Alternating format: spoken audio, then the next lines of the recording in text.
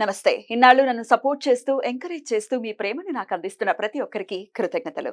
అలాగే ఈ వీడియో కూడా ఖచ్చితంగా మీకు ఉపయోగపడుతుంది. లైక్, షేర్ అండ్ సబ్స్క్రైబ్ చేసి మీ సపోర్ట్‌ని నాకు అందించండి. అలాగే ఈ వీడియో పట్ల మీకున్న అభిప్రాయాన్ని కామెంట్ సెక్షన్‌లో కామెంట్ చేసి తెలియజేయండి.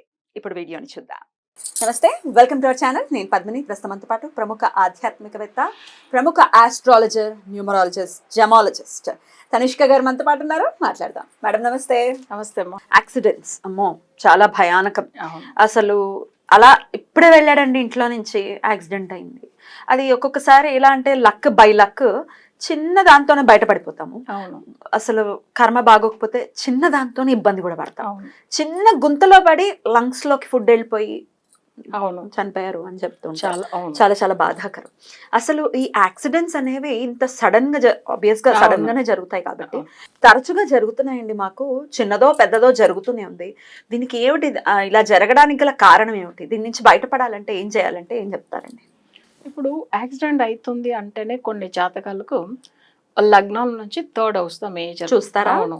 తర్వాత శని వచ్చి అష్టమంలో ఉన్నప్పుడు, కొన్ని దానికి సంబంధించిన దశ ఉన్నప్పుడు, లేదు అష్టమాధిపతి దశ జరుగుతున్నప్పుడు ఇట్లా జరుగుతాయి. అంటే యాక్సిడెంట్ అంటే ఇప్పుడు కొంతమందికి ఏంటంటే అసలు ఒకరు వచ్చి మీన లగ్నంలో పుట్టారనుకోండి, వాళ్ళకి ఓకే మీన లగ్నం అంటే థర్డ్ హౌస్ రిషభం అవుతుంది, దాని అధిపతి శుక్రుడు, వాళ్ళకి గురు దశ జరుగుతుంది అనుకోండి.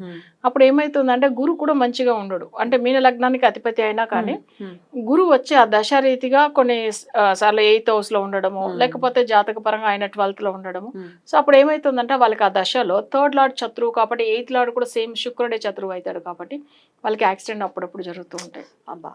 సో అది కాకుండా వాళ్ళకి ఎప్పుడు ఏదో ఒక హెల్త్ ఇష్యూస్, సడన్గా ఏదైనా ఇష్యూస్ అట్లా వస్తాయి. సో ఇవి అది నెక్స్ట్ వచ్చి ఏంటంటే శత్రు బాధలు కూడా వస్తాయి. సో ఇవన్నీ కూడా ఏంటంటే మేజర్ యాక్సిడెంట్ గురించి చాలామంది నేను చూసినాను.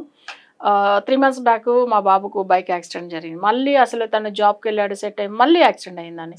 సో మళ్ళీ ఏమవుతుందంటే మళ్ళీ ట్రీట్మెంట్ తీసుకున్నాం, మళ్ళీ జరుగుతుంది. ఇది ఒక్కొక్కసారి బయట పంపించడానికే భయపడుతుంది. అంతే కదా, ఏ తల్లిదండ్రులైనా భయపడతారు.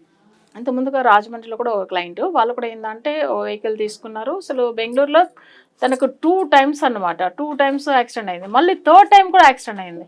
సో ఈ విషయం అయితే మాట్లాడుతున్నప్పుడు నేను వేరే ప్రోగ్రాంలో చెప్తున్నప్పుడు వాళ్ళు కూడా వినేసి, మేడం మీరు చెప్పింది అయితే 100% కరెక్ట్, ఇప్పుడు ఇట్లా దశ జరుగుతుంది. సో వాళ్ళకి ఏంటంటే థర్డ్ లార్డ్ శత్రువైడ్, వాళ్ళకి నడుస్తున్న దశ ఏంటంటే అసలు అక్కడ వచ్చి వాళ్ళకి రాగు దశ జరుగుతున్నాయి. బట్ థర్డ్లో ఉన్న కేతు వల్ల యాక్సిడెంట్లు అప్పుడప్పుడు అయ్యేది. సో ఏదో ఒక భిన్నం, రాగు కేతుల దశలో కూడా చాలా మందికి యాక్సిడెంట్స్ అవుతాయి. అవును. సో అది ఒక్కటి చూసుకోవాలి. రాగు కేతులు, అది కూడా కుజుడితో ఇక్కడ రాహు కానీ కేతు కానీ కలిసి ఉంటే యాక్సిడెంట్ అవుతుంది. సో అదే వచ్చి ఈ రాహు కేతులు సంబంధించిన శని కూడా కలిసి ఉంటేనే అవుతుంది. సో ఇంకా థర్డ్ హౌస్ లో కుజుడు శని కలిస్తే కూడా ప్రాబ్లమే ఉంటుంది. సో ఇట్లా సో కొన్ని మనం అవన్నీ చూసుకోవాల్సింది ఉంటుంది. అంటే జాతకంలో కొన్ని శత్రువులు ఉన్నప్పుడు, థర్డ్ లార్డ్ శత్రువు అయినప్పుడు అసలు తప్పకుండా వాళ్ళకి యాక్సిడెంట్ అనేది జరుగుతాయి. సో ఇవన్నీ మనం కరెక్ట్గా జాతకం అనలైజ్ చేసి వాళ్ళకి ఏం సమస్య ఉంది. ఎందుకంటే ఒక బాబు కూడా తను మంచిగా చదువుకునేవాడు, యాక్సిడెంట్ వల్ల ఏంటంటే తను కరెక్ట్ టైం ఎగ్జామ్ కూడా రాయలేకుండా బాధపడుతూ ఉంటే, అయ్యో నెక్స్ట్ మంత్ ఎగ్జామ్ అండి, ఇప్పుడు మా బాబుకు హెల్త్ విషయం క్యూర్ రావాలి అంటే ఎప్పుడు ఎట్లా డైరెక్ట్ వెళ్ళి ఎగ్జామ్ రాయాలి. యాక్సిడెంట్ అని చెప్తే వాళ్ళు ఒప్పుకుంటారా? తప్పకుండా రాయాలి. సో మళ్ళీ రెమెడీ ఇచ్చి తను తొందరగా నచ్చేలాగా చేయించామండి. అప్పుడు తను అసలు అంటే యాక్చువల్ గా ఎగ్జామ్ వచ్చి వైజాగ్ లో, తను ఇక్కడ నుంచి హైదరాబాద్ నుంచి వెళ్ళాలి. సో ఎట్లా ఉంది చూడండి, తను అసలు ట్రావెల్ చేసే పొజిషన్ కూడా లేదు అప్పుడు స్టార్టింగ్ లో పూజ చేస్తున్నప్పుడు. తర్వాత మన రెమెడీ ఇచ్చిన తర్వాత తను మంచిగా అయ్యి తర్వాత తన ఎగ్జామ్ రాశాడు. ఎగ్జామ్ రాసిన అదే ఈ రోజు ఈవినింగ్ ఫోన్ చేశాడు. సో తనే ఫోన్ చేసి ఎగ్జామ్ జరిగింది. ఎందుకంటే అసలు హైదరాబాద్ నుంచి వెళ్ళాలంటేనే భయపడేవాళ్ళు వాళ్ళు. అంటే మళ్ళీ ఏమన్నా జరుగుతుందో ట్రావెలింగ్ లో అట్లా అని. ఏం లేదండి, మంచిగా చేసుకోండి, మంచిగా జరుగుతుంది అని చెప్పి రెమెడీ చేపించి వాళ్ళు ఆ బాబు అసలు మంచిగా తనంతలో తను అసలు బెడ్ లోంచి లేవలేని పొజిషన్ లో ఉన్నాడు. అట్లాంటి అయినా చేంజ్ అయ్యి మంచిగా అయ్యాడు, నడవడం అవన్నీ. సో ఎగ్జామ్ రాసి మంచిగా అయ్యాడు. ఇప్పుడు అంటే తన కెరియర్ పరంగా బాగున్నారు. సో అది ఎందుకంటే చాలా మందులు ట్రావెలింగ్ అంటేనే భయం కూడా ఎక్కువైపోతుందండి. థర్డ్ లార్డ్ బాగలేకపోతే వాళ్ళకి ధైర్య స్థానం అనేది సరిగా లేదనమాట. వాళ్ళకి ఏంటంటే ట్రావెల్ చేయవాలనో లేదు, వాళ్ళు సెల్ఫ్గా డ్రైవ్ చేయాలంటే కూడా భయపడతారు. అండ్ ఇప్పుడున్న పిల్లలు కూడానండి, పిల్లలు ఏమిటి కొంతమంది పెద్దవాళ్ళు కూడా ఈ లాంగ్ డ్రైవ్స్కి వెళ్ళినప్పుడు, హైవేల్లో వెళ్ళినప్పుడు ఎంత ఫాస్ట్గా వెళ్తారంటే అవును, అదొక కిక్ వాళ్ళకి డెఫినెట్ గా అది ఉంటుంది. కానీ దెబ్బ తాకినప్పుడు, దెబ్బ తాకితే కానీ వాళ్ళ సంగతి వదిలేద్దాం, తల్లిదండ్రులు ప్రత్యేకించి తల్లి చాలా బెంగ పెట్టుకుంటుంది. అవును. వీడు వద్దంటే వినట్లేదు, వీడు వెళ్తున్నాడు, బైకుల్లో అయినా కూడా అంతే, కార్లలో అయినా అంతే. ఆవిడ మనసంతా ఇంకా వాడి ఇంటికి వచ్చేదాకా ఇంకా బెంగగానే దిగులుగానే ఉంటుంది. సో అది చాలా కష్టమైన పరిస్థితి అండి. పిల్లలు వినరు. కానీ అయితే వాళ్ళకి ఏం లేదు, వాళ్ళకి తెలుసా స్టైల్ గా వాళ్ళకి మంచి వాళ్ళు అనుకున్న బైక్ తల్లిదండ్రులు చాలా బాధ పెట్టి ఎట్లైనా వాళ్ళు కొనుక్కుంటారు. కానీ ఏం చేస్తారంటే అది వాళ్ళ స్టైల్ గురించి అనుకుంటారు, కానీ నిజంగా చెప్పాలంటే అది వాళ్ళకి టైమింగ్ అసలు ఇబ్బంది. అంటే నేను ఒక క్లయింట్ కూడా ఇంతకుముందు ఎల్బీ నగర్ వాళ్ళు, బట్ అయితే వాళ్ళకి ఏంటంటే 2 బాబులు. పెద్ద బాబు పేరు మీద బైక్ కొనుక్కున్నారు, బట్ ఆయనకు ఆ నెంబర్ కలిసి వస్తుంది. సెకండ్ బాబుకి అసలు ఇవ్వద్దు, టైం కూడా బాగాలేదు అని చెప్పారా.